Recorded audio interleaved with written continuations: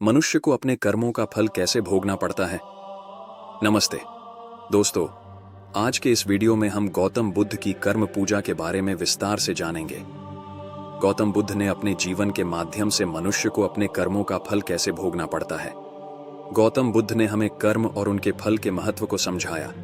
हम इस वीडियो में जानेंगे कि कैसे उन्होंने अपने शिक्षाओं के जरिए कर्म का असली सच्चाई को उजागर किया और यह भी कि कैसे उनके उपदेश आज भी हमारे जीवन को बदल सकते हैं। तो चलिए इस ज्ञानवर्धक यात्रा की शुरुआत करते हैं। जैसा कर्म वैसा फल। हम जो भी कर्म करते हैं उसका फल हमें अवश्य मिलता ही है। आप उस फल से भाग नहीं सकते। भागने की कितनी भी कोशिश कर लो पर वह फल आपको भुगतना ही पड़ेगा। इसके बिना कर्म शांत ही नहीं होता। हम कितने भी अच्छे बुरे कर्म कर ले, उसका फल हमारे साथ ही रहता है। चाहे वह हमें देर से ही मिले, लेकिन मिलता जरूर है। अगर हम बुरे कर्म को छुपाने के लिए दुनिया की कोर्ट से अच्छे वकील को रोककर बच जाते हैं, लेकिन कुदरत की कोर्ट से कैसे बचोगे। वहां पर किसी भी वकील की बहस नहीं चलती और ना ही किसी की सिफारिश चलती है। मनुष्य को अपने कर्मों का फल कैसे भोगना पड़ता है। कुदरत ने बनाए कर्म के नियम। कुदरत ने जो कर्म के नियम बनाए हैं उसमें कोई गलती नहीं होती है। कोई भी कर्म करो उसका फल हमें मिलता ही है। कर्म के नियम में किसी भी वकील या फिर जज की सिफारिश नहीं चलती है। जब तक हमारे पुण्य कर्म का फल हमारे साथ है तब तक सही है, लेकिन हम जो गलत कर्म या दुष्ट कर्म करते हैं वह तो वक्त आने पर ही फल देता है। इसलिए कर्म करने से पहले हमें सोचना चाहिए। कर्म हो जाए इसके बाद उसके फल से भागना व्यर्थ है। हम जो भी कर्म करते हैं उसका फल पाने के लिए तैयार रहना चाहिए। कई कर्म ऐसे होते जो हंसते हंसते किए हो, लेकिन उसका फल रोते रोते भुगतना पड़ता है। राजा परीक्षित को कर्म का फल। राजा परीक्षित एक महाज्ञानी, विद्वान और संस्कारी राजा थे, लेकिन उनसे एक महान पाप हो गया था। क्रोध के आवेश में आकर उन्होंने एक निरपराधी आर्षि के गले में मरा सांप पहना दिया था। राजा घर आए। शांत होते ही उनको उनके दुष्कृत्य का एहसास हुआ और पश्चाताकर कहने लगे कि मुझसे कितना भयंकर पाप कर्म हो गया।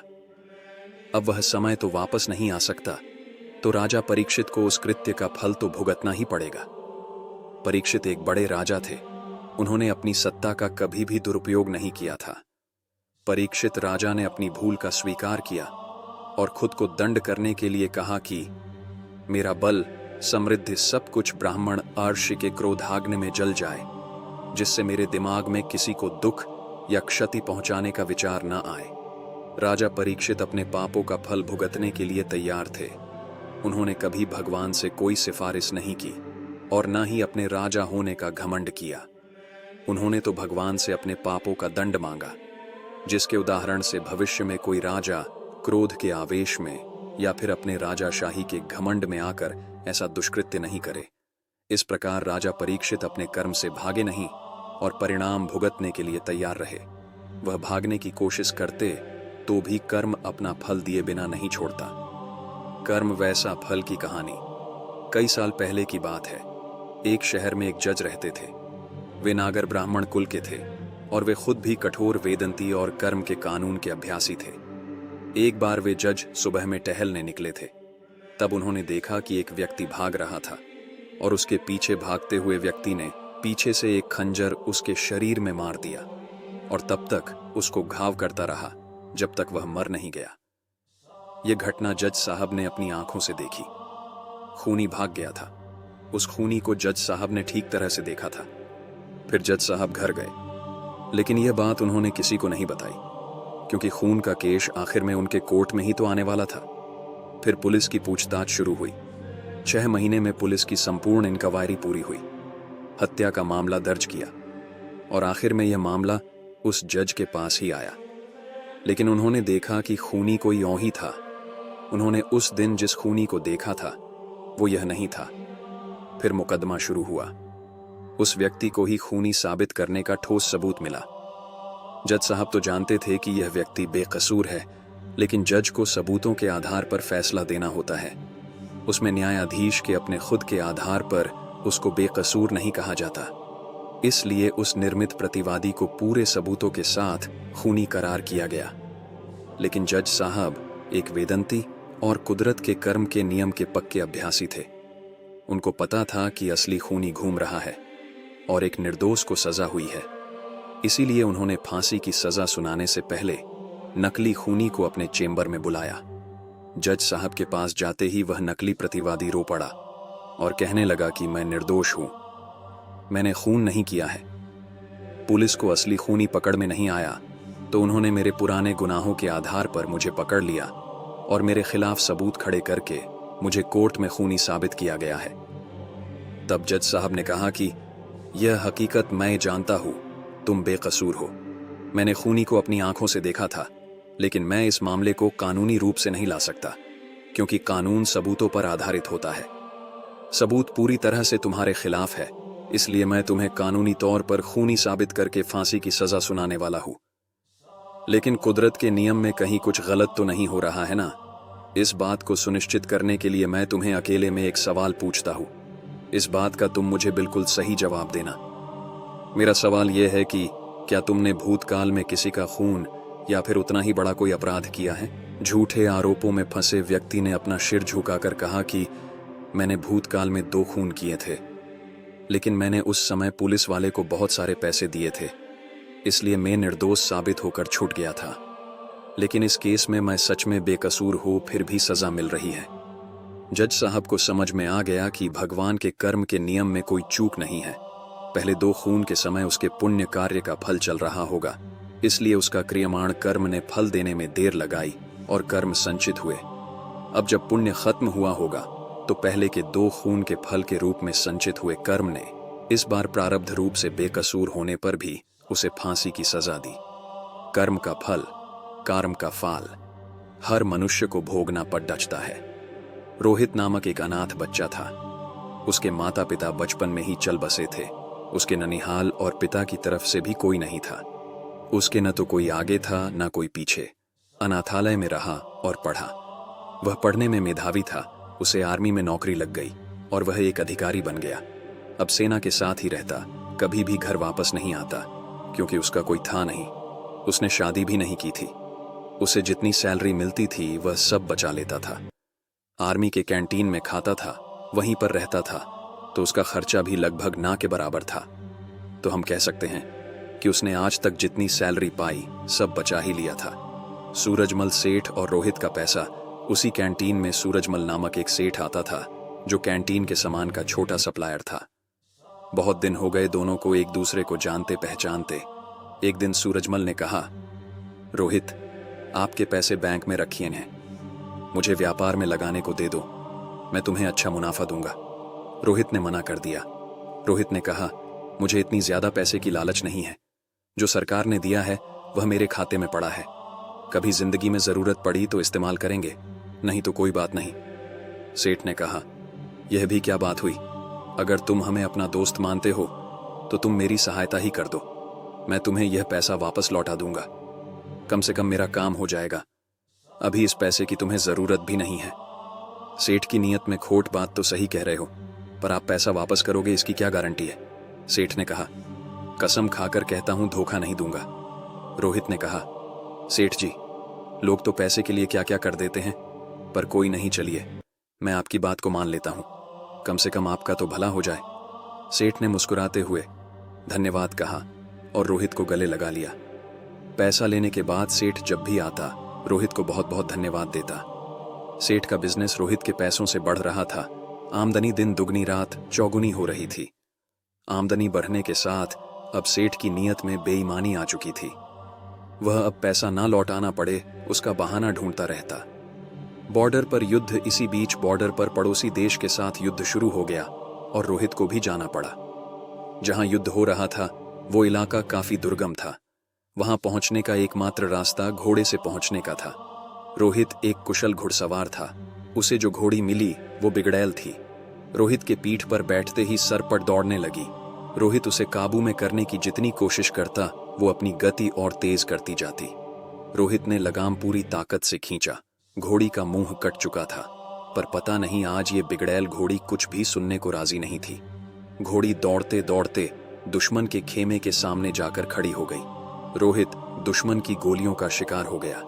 सेठ की खुशी, सेठ बराबर आर्मी कैंट में जाता था, उसे वहां पता चला कि रोहित युद्ध में वीरगति को प्राप्त हुआ। सेठ ने वहां काफी दुख दिखाया और कैंट से बाहर आते ही खुशी से झूम उठा। अब पैसा वापस नहीं करना होगा। सेठ का व्यापार दिन दोगुनी रात चौगुनी तरक्की कर रहा था। कुछ दिनों के बाद सेठ की पत्नी मां बनी और सेठ एक सुंदर बच्चे का पिता बना। सेठ के जीवन का यह सबसे बेहतरीन समय चल रहा था। समय बीतते देर नहीं लगती। सेठ का बेटा अमर, जो अब बड़ा हो गया था और अब सेठ के साथ मिलकर व्यापार करता था। अमर विवाह योग्य हो चुका था। अच्छे घर की सुंदर सुशील कन्या देखकर अमर की शादी हो गई। अब सेठ कहता, कुछ दिन की और बात है, अब बेटा व्यापार संभालेगा। मेरी जिंदगी सफल हो गई, और क्या चाहिए मुझे। अमर की बीमारी। अमर की शादी हुए मुश्किल से 2 महीने हुए थे। अमर सड़क पार कर रहा था, उसे चक्कर आया और गिर गया। लोग उसे उठाकर हॉस्पिटल पहुंचाए। उसके ब्रेन का MRI और अन्य टेस्ट हुए तो पता चला अमर को ब्रेन कैंसर है। सेठ ने डॉक्टरों से कहा, पैसे की चिंता मत करें, आप इलाज करें। डॉक्टर और हॉस्पिटल बदलते गए, पर अमर की हालत दिन ब दिन बिगड़ती गई। सेठ अब व्यापार पे ध्यान नहीं दे पा रहा था। उसके कस्टमर छूटते जा रहे थे। हॉस्पिटल का बढ़ता बिल और अमर की बीमारी, हॉस्पिटल का बिल बढ़ता जा रहा था। अब सेठ पर कर्ज काफी हो चुका था। सेठ परेशान था। अब अमर को डॉक्टर ने जवाब दे दिया। सेठ हार चुका था। किसी चमत्कार की आशा में बैठा था। चमत्कार तो नहीं हुआ, पर अमर अब इस दुनिया में नहीं रहा। महीनों जिंदगी की जंग लड़ने के बाद अमर हार चुका था। सेठ के घर में हाहाकार मच गया। सेठ, सेठानी, अमर की पत्नी सब विलाप कर रहे थे। यहां तक कि घर के नौकरों का भी रो रो कर हाल बुरा था। साधु का सच और कर्म फल, कर्म का फाल। एक साधु उधर से गुजर रहे थे। उन्होंने करुण क्रंदन सुना तो रुक गए। वहां जाकर उन्हें कहा, रोने से कुछ नहीं होगा, जो होना था वो हो गया। सेठ गुस्से में बोला, मेरे साथ ही क्यों? साधु ने कहा, सब कर्म का फल कर्म का फाल है, यहीं चुकाकर जाना होता है। आज बहुत रो रहे हो, कल तो तुम बहुत हंस रहे थे। शर्मिंदा सेठ और कर्म का फल कर्म का फाल। सेठ शर्मिंदा था। आज सेठ वहीं पर खड़ा था जहां पर आज से 20 साल पहले खड़ा था। आज ना तो पैसे थे, न व्यापार, और ना ही पुत्र, और ढेर सारा कर्ज था। साधु ने कहा, ये तुम्हारा पुत्र वही लड़का रोहित था। ये अपना हिसाब करने आया था। हिसाब कर लिया और चला गया। जितना उसने तुम्हें दिया था सूद सहित वापस ले लिया। तुमने उसकी शिक्षा, शादी, हॉस्पिटल सब पर खूब खर्च किया। जब वो गया तुम्हें भिखारी बनाकर गया। सेठ ने सुबकते हुए कहा, मान लिया मेरी गलती थी। पत्नी के कर्म का फल कर्म का फाल। इस बेटी की क्या गलती? इससे तो सिर्फ 2 महीने पहले शादी हुई थी। साधु ने कहा, यह इसका कर्म फल कर्म का फाल था। ये पिछले जन्म में वो घोड़ी थी जिसके चलते रोहित की जिंदगी खत्म हुई। आज रोहित ने बदला ले लिया और इसकी जिंदगी नर्क बनाकर चला गया। जीवन में कुछ भी बिना कारण नहीं हो रहा है। हो सकता है बीज आपने बहुत पहले लगाया हो और आप भूल गए हो। वही बीज पेड़ बन जाता है, तब हमें पता चलता है। इसलिए आप कैसा बीज लगाते हो हमेशा याद रखो। प्रकृति हिसाब करती है। आप याद रखो ना रखो, प्रकृति हमेशा याद रखती है। सेठ निरुत्तर, हताश, घर की सीढ़ी पर बैठा अपने कर्म को कोस रहा था। हमेशा अपने कर्म पर ध्यान दें। ऊपर वाले की लाठी में आवाज नहीं होती, पर असर पूरा करती है। एक बार की बात है, एक छोटे से गांव में एक किसान था जिसका नाम रामू था। रामू एक ईमानदार और मेहनती व्यक्ति था, लेकिन उसकी किस्मत हमेशा उसे निराश करती रहती थी। उसकी फसलें खराब हो जाती थीं और उसे हमेशा आर्थिक संकट का सामना करना पड़ता था। एक दिन रामू ने सोचा कि अपनी समस्याओं का समाधान खोजने के लिए उसे बुद्ध के पास जाना चाहिए। उसने सोचा कि शायद बुद्ध उसकी समस्याओं का हल जान सकते हैं। रामू ने बुद्ध के आश्रम में पहुंचकर अपनी समस्याओं के बारे में विस्तार से बताया। बुद्ध ने ध्यानपूर्वक उसकी बातें सुनी और फिर उसे एक साधारण सा उपदेश दिया। सच्चा कर्म वह है जो हम अपने वर्तमान में करते हैं, जो हमारे भविष्य को आकार देता है। बुद्ध ने आगे समझाया कि किसी भी कार्य का परिणाम केवल उस कार्य के तत्काल प्रभाव पर निर्भर नहीं करता, बल्कि यह हमारे द्वारा किए गए कर्मों की श्रृंखला पर निर्भर करता है। यदि रामू अपने कर्मों में सच्चाई और ईमानदारी रखेगा तो उसकी मेहनत का फल उसे समय के साथ मिल जाएगा। रामू ने बुद्ध की बातों को आत्मसात किया और उसने अपने जीवन में बदलाव लाना शुरू किया। उसने अधिक मेहनत की, अपने कार्यों में ईमानदारी से लगे रहा और धीरे धीरे उसकी स्थिति में सुधार होने लगा। समय के साथ उसकी फसलें अच्छी होने लगीं और उसकी आर्थिक स्थिति भी सुधरने लगी। रामू ने सीखा कि कर्म का सच्चा अर्थ केवल इमीडिएट परिणाम में नहीं, बल्कि लंबे समय में किए गए ईमानदार प्रयासों में छिपा होता है। और आपसे जानना चाहते हैं कि कर्म क्या है? एक बार गौतम बुद्ध से उनके एक शिष्य ने पूछा, गुरुजी, कृपया हमें बताएं कि कर्म क्या है? गौतम बुद्ध ने अपने शिष्य से कहा कि कर्म को समझने के लिए मैं तुम्हें एक कहानी सुनाता हूं। इस कहानी से तुम समझ जाओगे कि कर्म क्या है। बुलंद शहर का राजा घोड़े पर बैठकर अपने राज्य का भ्रमण कर रहा था। चारों तरफ भ्रमण करने के बाद वह एक दुकान के सामने आकर रुक गया। रुकने के बाद राजा ने अपने मंत्री से कहा कि मंत्री जी, मालूम नहीं क्यों, लेकिन लगता है कि इस दुकानदार के लिए कल ही फांसी की सजा सुना दूं, इसे मृत्युदंड दे दूं। मंत्री राजा से इसका कारण पूछ पाते इससे पहले राजा आगे बढ़ गए। मंत्री ने इस बात का कारण पता करने के लिए अगली सुबह भेष बदली और आम जनता का रूप लेकर दुकानदार के पास जा पहुंचा। दुकानदार चंदन की लकड़ी बेचने का काम किया करता था। मंत्री ने दुकानदार से पूछा कि उसका काम कैसे चल रहा है। तब दुकानदार ने बताया कि उसका बहुत बुरा हाल है। लोग उसके दुकान पर आते हैं, चंदन को सूंघकर उसकी प्रशंसा करते हैं, लेकिन खरीदता कोई नहीं। मैं सिर्फ इसी इंतजार में बैठा हूं कि कब हमारे राज्य के राजा की मृत्यु हो और उनके अंत्येष्टि में मुझसे बहुत सारे चंदन की लकड़ी खरीदी जाएगी और शायद वहां से मेरे व्यापार में बढ़ोतरी होनी शुरू हो जाए। मंत्री को सारी बात समझ आ गई कि यही वह नकारात्मक विचार है जिसने राजा के मन को भी नकारात्मक किया। वह मंत्री बहुत बुद्धिमान था। उसने सोचा कि मैं आपसे थोड़ी चंदन की लकड़ियां खरीदना चाहता हूं। यह सुनकर दुकानदार भी खुश हुआ और उसने सोचा कि चलो, कुछ तो बिका। उसने चंदन की लकड़ी को कागज से लपेटा और अच्छी तरह पैकिंग करके वह लकड़ी मंत्री को दी। मंत्री अगली सुबह चंदन की लकड़ी लेकर राजा के दरबार में पहुंचे और राजा से कहा कि महाराज, वह जो दुकानदार है उसने आपके लिए तोहफे के रूप में चंदन की लकड़ी भेजी है। यह सुनते ही राजा बहुत खुश हुए और मन ही मन सोचने लगे कि मैं बेकार में उस दुकानदार के बारे में गलत बातें सोचा करता था। उसने चंदन की लकड़ी को हाथ में लिया। उसमें बहुत ही अच्छी सुगंध आ रही थी।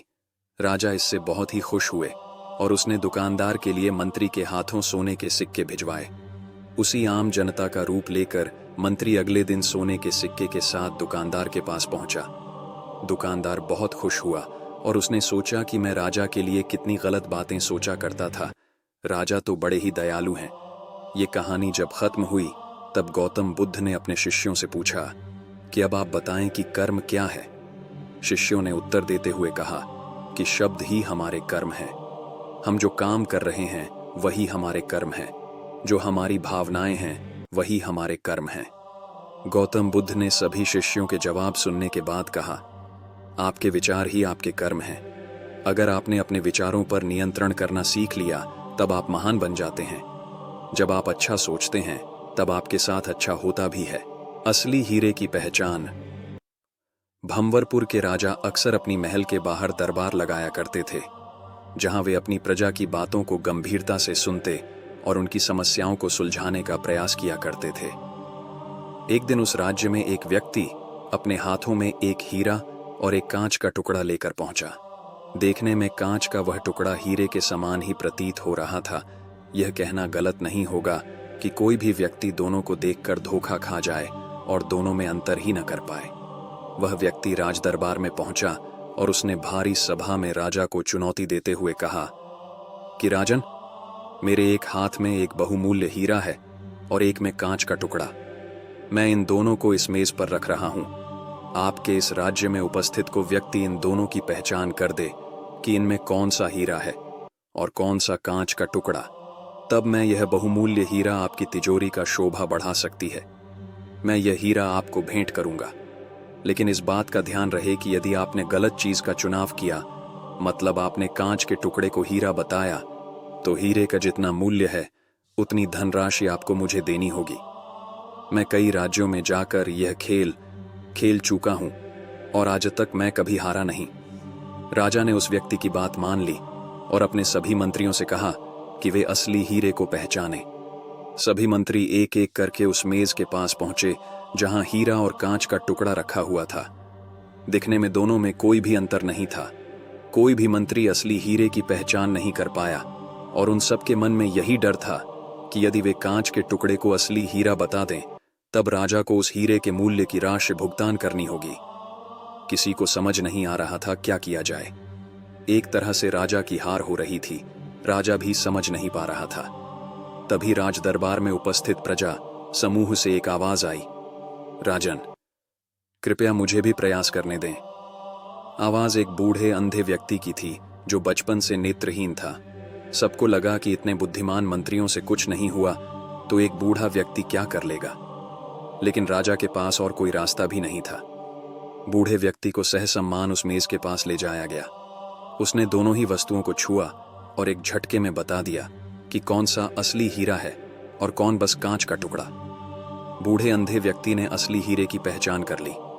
वह व्यक्ति भी चौंक गया जो इस शर्त के साथ हीरा लेकर आया था। अब हीरे को तिजोरी में रखने की तैयारी शुरू होने लगी। बूढ़े बाबा की जय जयकार होने लगी। इसी बीच राजा उस बूढ़े व्यक्ति के पास पहुंचे और उनसे पूछा कि आपने एक झटके में ही असली हीरे की पहचान कैसे कर ली। बूढ़े बाबा बोले, राजन, मैं बचपन से अंधा हूं, मुझे किसी की चमक तो पता नहीं चली, लेकिन जब मैंने दोनों को छुआ तो इतनी धूप में भी हीरा बहुत ठंडा था और कांच का वह टुकड़ा धूप से तप रहा था और बहुत गर्म था। आपके मंत्रियों ने बस दोनों की चमक देखी, लेकिन उन्होंने असली हीरे का गुण नहीं देखा। असली हीरा हर परिस्थिति में ठंडा होता है। राजा को अपना उत्तर मिल चुका था। दोस्तों, इस छोटी सी प्रेरणादायक हिंदी कहानी से हमें यह सीख मिलती है कि हर व्यक्ति में दो तरह के गुण पाए जाते हैं, ठीक उस हीरे की तरह और कांच के उस टुकड़े की तरह। जो व्यक्ति विपरीत परिस्थिति में भी गर्म नहीं हुआ, ठंडा रहा, वो अपनी लाइफ में हर वो चीज कर सकता है जो वह करना चाहता है। लेकिन जो व्यक्ति कांच के टुकड़े की तरह गर्म रहा तो उसका कोई मोल नहीं। बहुत सारे लोग गुस्सा करते हैं, आग बबूले हो उठते हैं, चिल्लाते रहते हैं। ये वही गुण है जो कांच के उस टुकड़े में होता है और हीरा तो हर परिस्थिति में चमकता भी है और ठंडा रहता है। इसीलिए अपने दिमाग को ठंडा रखिए, शांति से काम कीजिए। अपने अंदर के हीरे की पहचान आपको खुद करनी है और आपको हीरा बनना है, न कि कांच का वह टुकड़ा जो सिर्फ हीरा जैसे दिखता है लेकिन हीरा नहीं। क्योंकि अब आप जानते हैं असली हीरे की पहचान। कर्म का खेल। एक समय की बात है, एक महात्मा अपने शिष्य के साथ घूमने के लिए निकले। महात्मा को इधर उधर की बातें करना बिल्कुल भी पसंद नहीं था। कम बोलना और शांत रहकर अपने काम से काम रखना महात्मा को पसंद था, लेकिन उनका शिष्य बड़ा बातूनी था। वह सारा दिन इधर उधर की बातें ही किया करता था और दूसरों की बातों में उसे बहुत आनंद आता था। चलते चलते जब महात्मा और उनका शिष्य एक तालाब के पास से गुजर रहे थे तो उन्होंने वहां एक मछुआरे को पानी में जाल डाले मछली पकड़ते हुए देखा। शिष्य को यह बात बहुत बुरी लगी और वह मछुआरे को अहिंसा परमो धर्म का उपदेश देने लगा, लेकिन मछुआरा उसकी कोई बात समझने को तैयार नहीं हुआ। पहले मछुआरा शिष्य की बात को टालता रहा, लेकिन जब शिष्य उसकी बात नहीं माना तो दोनों के बीच में लड़ाई झगड़ा शुरू हो गया। जब दोनों आपस में बहस कर रहे थे तो महात्मा आगे निकल गए था, लेकिन जब महात्मा ने दोनों को आपस में झगड़ते हुए देखा तो वह वापस लौटे और शिष्य को अपने साथ चलने के लिए कहा और शिष्य का हाथ पकड़कर महात्मा उसको अपने साथ ले गए। महात्मा ने शिष्य को कहा, बेटा, हमारा काम तो सिर्फ समझाना है, लेकिन भगवान ने हमें सजा देने के लिए धरती पर नहीं भेजा है। शिष्य ने कहा, गुरुजी, हमारे राजा को इस तरह के लोगों के बारे में पता है जो इस तरह के बुरे कार्य करते हैं, और ना ही वह इनको दंड देते हैं। आखिर इस तरह के लोगों को सजा कौन देगा? शिष्य की बात सुनकर महात्मा ने कहा कि बेटा, तुम परेशान मत हो, इनको सजा देने वाली भी एक अलौकिक शक्ति इस दुनिया में है जो सब कुछ जानती है। भगवान की नजर सबके ऊपर है और वह सबके कर्मों का हिसाब रखते हैं। इसलिए तुम अभी चलो, तुम्हारा उससे झगड़ा करने का कोई फायदा नहीं है। शिष्य गुरुजी की बात सुनकर संतुष्ट हो गया और उनके साथ चल दिया। इस बात को बीते हुए 2 वर्ष का समय निकल चुका था। एक दिन महात्मा और उनका शिष्य फिर उसी नदी के पास से गुजर रहे थे। शिष्य भी 2 साल पहले वाली मछुआरे वाली घटना भूल चुका था। वहां उन्होंने एक घायल सांप को देखा जो बहुत परेशानी में था। उस सांप को हजारों चींटियां नोच नोच कर खा रही थीं। शिष्य ने यह दृश्य देखा तो उसका दिल करुणा से भर गया। उससे यह सब देखा नहीं गया। वह सांप को बचाने के लिए जाने ही लगा था कि महात्मा ने उसका हाथ पकड़ लिया और उसको जाने से मना कर दिया। शिष्य ने गुरु से पूछा, आप मुझे सांप को बचाने के लिए क्यों नहीं जाने दे रहे? महात्मा ने कहा, इस सांप को अपने कर्मों का फल भोगने दो। अगर तुमने इसको बचाने की कोशिश की तो इस बेचारे को अगले जन्म में फिर यह दुख भोगने पड़ेंगे, क्योंकि कर्म का फल सभी को भोगना पड़ता है। शिष्य ने महात्मा से पूछा कि गुरुजी, इसमें ऐसा कौन सा कर्म किया है जो यह इतना भयंकर कष्ट भोग रहा है? महात्मा ने कहा कि यह वही मछुआरा है जिसको तुमने 2 साल पहले मछलियों का ना मारने का उपदेश दिया था और वह तुम्हारे साथ लड़ने के लिए तैयार हो गया था। वह मछलियां ही यह चींटियां हैं जो इसको नोच नोच कर खा रही हैं। शिष्य महात्मा की बात सुनकर हैरान हो गया और उसने महात्मा से पूछा कि गुरुजी, यह तो बड़ा ही अजीब सा न्याय है। महात्मा ने कहा, बेटा, इस दुनिया में है स्वर्ग और नरक के सारे दृश्य मौजूद हैं। तुम्हें इस धरती पर हर जगह ईश्वर के न्याय के नमूने देखने को मिल सकते हैं। इसलिए अपने कर्म को हमेशा याद रखना चाहिए, क्योंकि सच यही है, जो हम करेंगे वह एक दिन हमें भोगना ही पड़ेगा। महात्मा ने कहा कि हमारे जीवन का हर पल बहुत ही कीमती है, इसलिए इस जीवन को बुरे कर्म करके बर्बाद नहीं करना चाहिए। शिष्य को गुरुजी की बात समझ में आ गई। शिक्षा। दोस्तों, यदि हम अपने जीवन में बहुत ज्यादा अच्छे कर्म करते हैं तो उसी के फलस्वरूप भगवान हमारे साथ न्याय करेंगे। इसलिए हमें जीवन में हमेशा अच्छे कर्म करने चाहिए। अर्थात कर्म करने से ही किस्मत बनती है और जीवन का यही रहस्य है। व्यक्ति के कर्म उसके स्वयं के हाथों में होता है। अर्थात किस्मत का बनना और बिगड़ना इंसान के अपने ही हाथों में होता है। नसीब को दोष देने से कोई लाभ नहीं है। इसी कर्मों के चक्कर को एक छोटी सी कहानी से आप सबके सामने रख रही हूं। ये कहानी कभी मैंने अपने पिताजी से सुनी थी और कुछ समय पहले मैंने इसे कहीं पढ़ा भी था। बहुत समय पहले की बात है। एक मांसाहारी, मांस खाने वाला परिवार था। परिवार में 5 सदस्य थे, पति, पत्नी और उनके 3 बच्चे। बड़े बच्चे की उम्र 4 साल की थी, दूसरे बेटे की उम्र 2.5 साल और सबसे छोटा बच्चा गोद में था, कुछ महीनों का। पड़ोस में हर कोई उस औरत को किस्मत का धनी और खुशनसीब कहते थे, क्योंकि वो 3 बेटों की मां थी। वो औरत भी अपने 3 बेटों पर बहुत अभिमान करती थी। पूरे गांव में दोनों पति पत्नी बहुत ही अभिमान से रहते थे। आए दिन अपने अहंकार से किसी न किसी का दिल दुखी कर देते थे, लेकिन कोई उनको कुछ कह नहीं पाता था, क्योंकि उनकी जुबान बहुत कड़वी थी। इसलिए गांव के लोग उनसे दूरी बनाकर ही रखते थे। उस आदमी की एक खास दैनिक क्राय प्रणाली थी। वो रोजाना सवेरे मुर्गे को पकड़कर उसकी गर्दन मरोड़कर उसे अधमरा करता था, फिर छुरी से उसकी गर्दन काटकर सफाई कर अपनी पत्नी को बनाने के लिए दे देता था। उसके दोनों बेटे रोजाना यह सब देखते थे, लेकिन वो कुछ समझ नहीं पाते थे। उन्हें उस वक्त ऐसा लगता था उनके पिताजी रोज कोई खेल खेलते हैं और उस खेल में उन्हें बहुत मजा आता है। वो दोनों दूर खड़े होकर तालियां बजाते थे। एक रोज की बात है, उनके पिता किसी काम से शहर गए हुए थे। वो दोनों बच्चे आसपास मुर्गे को तलाशने लगे। जब वो नहीं दिखाई दिया तो उन्होंने आपस में ही खेल खेलने का सोचा। बड़े लड़कियों ने अपने पिता की तरह ही अपने भाई की दोनों टांगें पकड़ी, फिर उसकी गर्दन मरोड़ने की कोशिश की। गर्दन मरोड़ने पर वो बच्चा चीखा तो बड़े लड़कियों ने छुरी उसकी गर्दन पर चला दी। बच्चे की गर्दन से खून की धार बहने लगी। ये सब देखकर बड़ा लड़का भी बहुत डर गया। उसे लगा अब उसके माता पिता उसे बहुत मारेंगे। डर के मारे वो छत पर भाग गया और छत से छलांग लगा ली। छत से गिरते ही उसकी मौत हो गई। चीखें सुनकर उनकी माँ, जो उस वक्त सबसे छोटे बच्चे को टब में बिठाकर नहला रही थीं, वो बच्चे को वहीं छोड़कर दौड़ती हुई बाहर आई। बाहर आकर उसने जब दोनों बेटों की लाशें देखीं तो चक्कर खाकर वहीं गिर पड़ी। कुछ देर बाद उसने खुद को संभाला तो उसे तीसरे बेटे की याद आई। वो दौड़कर भीतर गई, पर तब तक बहुत देर हो गई थी।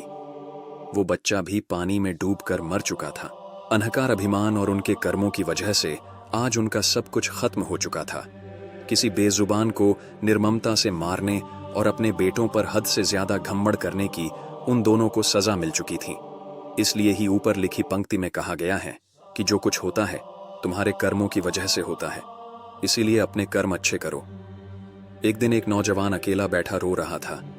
पास ही से एक साधु गुजरा तो उसके नौजवान से पूछा, क्यों बेटा, क्यों रो रहे हो? नौजवान बोला, हे साधु महाराज, मेरा संसार में कोई नहीं है। साधु नौजवान के पास बैठ गया और पूछा, बहुत दुख हुआ, क्या हुआ तुम्हारे माँ? पिताजी को नौजवान बोला, कुछ नहीं, माँ तो बिल्कुल ठीक है। साधु ने फिर पूछा, तुम्हारे भाई और बहन? नौजवान ने फिर कहा, वो भी ठीक हैं। साधु समझ नहीं पाया और नौजवान से पूरी बात बताने के लिए कहा। नौजवान बोला, मुझे इतने वर्ष लग गए यह जानने के लिए कि मेरा कोई नहीं है और किसी को भी मुझसे लगाव नहीं है, न माँ पिताजी को, न भाई बहन को। मैंने सबके लिए इतना कुछ किया, परंतु सब न जाने क्यों मुझसे इतनी नफरत करते रहे। मैंने तो किसी का कुछ नुकसान भी नहीं किया, बुरा नहीं किया, कभी किसी से धन की लालसा नहीं रखी। साधु परेशान हो गया कि आखिर बात क्या है। उसके नौजवान से अपनी कहानी सुनाने के लिए कहा। नौजवान ने सुनाई अपनी कहानी। जब मैं छोटा था तो एक बार मैं बहुत बीमार हुआ। मुझे बताया गया कि मुझे एक डॉक्टर ने बचाया। पढ़ाई के लिए मेरे स्कूल इतने बदले कि मुझे खुद पता नहीं कि मैं किस स्कूल से पढ़ा हूं। थोड़ा और बड्डा हुआ तो मेरे माँ पिता ने मुझे अकेले रेलगाड़ी में बिठाकर चाचा के घर भेज दिया पढ़ाई के लिए। मैं साथ में बैठे एक यात्री की उंगली पकड़ दिया कर घंटों बैठा रहा। केवल 8-9 वर्ष का था मैं। 6 वर्ष बाद मैं वापस आया तो फिर पढ़ाई के लिए दूसरे शहर भेज दिया। फिर नौकरी लग गई। फिर नौकरी के लिए शहर से बाहर चला गया। वर्षों अकेला रहा और जब भी माँ पिताजी या भाई बहनों के पास मिलने आता, कोई सीधे मुंह बात नहीं करता और सभी अनादर करते। फिर शादी हो गई तो माता पिता ने घर से निकाल दिया। फिर भी मैं साथ निभाता रहा। मैंने और मेरी पत्नी ने मिलकर परिवार को जोड़ने की बहुत कोशिश की, परंतु कोई भी हमसे रिश्ता रखना नहीं चाहता था। साधु की आंखें नम हो गई और साथ ही नौजवान की आंखें भी। नौजवान ने आगे बताना शुरू किया।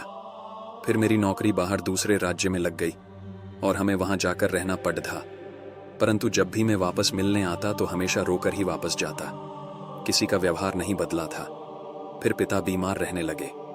उनकी देखभाल के लिए जब भी मैं आता, 4 बातें सुनकर ही जाता। फिर एक दिन उनकी तबीयत और बिगड़ा गई और उनका निधन हो गया। साधु ने नौजवान के सर पर हाथ रखकर उसको शांत करने की कोशिश की, परंतु नौजवान अपनी बात सुनाना चाहता था। नौजवान ने फिर बताना शुरू किया, मेरे पिता की मृत्यु पर कोई नहीं आया और केवल मैंने और मेरी माँ ने पिता की मृत्यु की बाद के सारे कार्य पूरे किए। हैरान था कि जिन बच्चों को हमेशा मेरे माँ पिताजी ने सबसे ज्यादा प्यार किया, आर्थिक सहायता दी, वो मेरे पिता के गुजर जाने के बाद इतने दूर कैसे हो गए। और सबने कहना शुरू कर दिया कि अब मुझे ही अपनी माँ का ख्याल रखना है और अपने पास रखना है और अब उनको माँ से कोई मतलब नहीं। साधु भी परेशान हो गया और नौजवान से आगे बताने के लिए कहा। नौजवान ने फिर बताना शुरू किया, मैं अपनी माँ को अपने साथ दूसरे शहर ले गया, परंतु हैरान था कि वहां भी मेरे ही घर में रहकर वो सारा दिन मेरी और मेरे परिवार की बुराई मेरे बहन भाइयों से करती रहती। मैंने उनका बहुत ख्याल रखा। पहले वो खाना कहती, फिर हम खाते, परंतु महसूस हुआ कि उनका मुझसे या मरे परिवार से कोई भी लगाव नहीं था। कुछ दिन रहकर उन्होंने वापस अपने शहर जाने की जिद की और मैं उनको वापस ले आया। फिर वहीं शुरू हो गया। मेरे लिए मेरी माँ और भाई बहनों के दिल में केवल नफरत ही थी। जो भाई बहन अपने खुद के पिता के देहांत के बाद मिलने भी नहीं आए, वही मेरी माँ को सगे लगते थे। मैंने अपनी माँ को बहुत समझने की कोशिश की, परंतु वो नहीं मानी। आखिरकार वो मेरे छोटे भाई के घर रहने चली गईं और वहीं रहने लगी। फिर क्या हुआ? साधु ने पूछा। फिर एक दिन अचानक उन्होंने वापस आकर फिर मेरे साथ रहने का फैसला किया, परंतु अब मैं तैयार नहीं था। मेरा परिवार इन सब घटनाओं से बहुत परेशान हो चुका था और अब आगे सहन करने को तैयार नहीं था। जिस माँ पिता ने, भाई बहनों ने इतने वर्ष तक मेरा सिर्फ शोषण किया हो, आज मेरी मदद मांग रहे थे, क्योंकि माँ को कोई भी रखना नहीं चाहता था। फिर भी मैं कुछ नहीं बोला और माँ मेरे साथ रहने लगी। परंतु फिर उन्होंने वही मेरे और मेरे परिवार के बारे में मेरे इन्हीं भाई बहनों को उल्टा सीधा बताना शुरू कर दिया।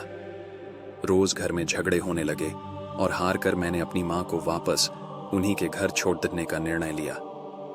नौजवान ने बताया। साधु ने सारी बात सुनी और पूछा, फिर तुम रो क्यों रहे हो? नौजवान ने कहा, हे साधु महाराज, मुझे यह समझ नहीं आ रहा कि शिकायत तो मुझे थी, शोषण तो मेरा हुआ, बुरा भला तो मैंने सुना।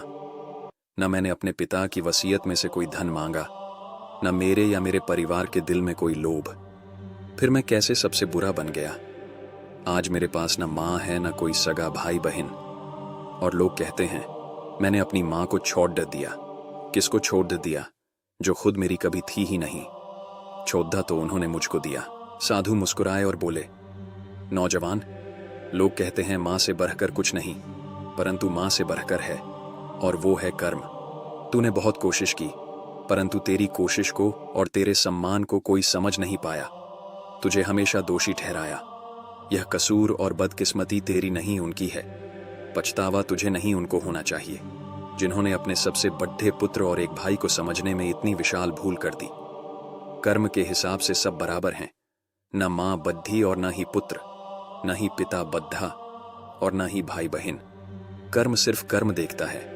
आज तेरा यूं अकेले बैठकर यह सोचना ही बताता है कि तेरी तरफ से तूने बहुत कोशिश की, परंतु जब उनके भाग्य में ही तुझसे सुख प्राप्त करना नहीं था तो कहां से मिलता?